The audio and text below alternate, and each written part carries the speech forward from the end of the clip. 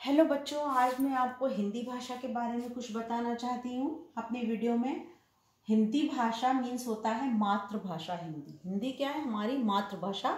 हिंदी हमारी मातृभाषा है जो हम रेगुलरली बोलते हैं, अपने अपने घरों में बोलते हैं। तो ये भाषा ऐसी है कि आप इजीली किसी को समझा सकते हैं, किसी से भी बात कर सकते हैं। अगर कोई आप किसी से इंग्लिश में बात कर रहे हैं, आप समझ में नहीं आ रहा उसको, तो आप उसको हिंदी द्वारा भी समझा सकते हैं, जिससे वो आसानी से समझ जाएगा। तो भाषा शब्द संस्कृत के भाष धातु से बना है। किससे बना है? भाष धातु से। संस्कृत की भाष धातु से बना है, जिसका अर्थ होता है स्पष्ट वाणी या बोलना।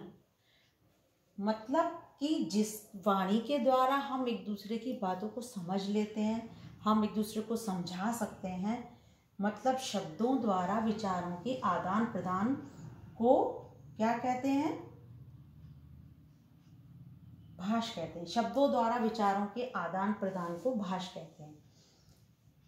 जिसके आदान प्रदान मीन्स लेना और देना होता है। तो इसके द्वारा हम एक दूसरे के विचारों को ले सकते हैं, अपने विचार दूसरे के सामने रख सकते हैं। भाषा के दो रूप माने जाते हैं, एक होता है मौखिक भाषा, दूसरा होता है लिखित भाषा। मौखिक भाषा में होता है हम जो मुंह से बोलते हैं, हम मुंह से बात करें, हम किसी से बात कर रहे हैं, उसको हम अपनी बात समझा रहे हैं, मौखिक भाषा होती है जो हम आम बोलते हैं। और लिखित भाषा, कभी कभी ऐसी सिचुएशन आ जाती है कि हम मौखिक नहीं बोल पा रहे, मुंह से किसी को समझा नहीं पा रहे, तो हम उसे लिख के बताते हैं, तो वो उसको बोलते हैं लिखित भाषा। अब ये होती है लिपि। एक इसमें होती है हिंदी में लिपि। लिपि वो होती है जिसमें हमारी भाषा लिखी जाती है। तो हिंदी भाषा और संस्कृत भाषा दोनों की भाषाएं देवनागरी है, इसलिए हिंदी और संस्कृत दोनों से मिलती जुलती भाषा है।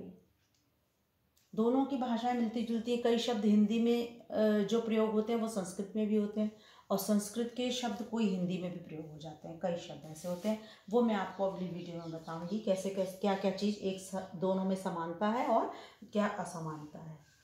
तो हिंदी और संस्कृत दोनों की देवनागरी लिपि है। व्याकरण वी प्लस आ प्लस करण से बना है।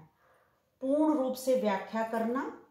जिस शास्त्र के अंतर्गत भाषा के नियमों का अध्ययन किया जाता है उसे व्याकरण कहते हैं। व्याकरण का अर्थ क्या होता है? पहले आप कहते हैं हमें हिंदी व्याकरण सीखना है, हिंदी व्याकरण सीखना, लेकिन व्याकरण का मतलब क्या होता है? व्याकरण का मतलब होता है जिस शास्त्र के अंतर्गत भाषा के नियमों का अध्ययन किया जाता है उसे व्याकरण कहते हैं। आज मैं आपको इतना ही समझाऊंगी, फिर कल से हिंदी व्याकरण की बहुत सारी चीजें हैं समझने वाली, वो एक एक करके आपको अपनी वीडियो में बताती रहूंगी। Thank you. ये आप लिखना चाहें तो लिख सकते हैं।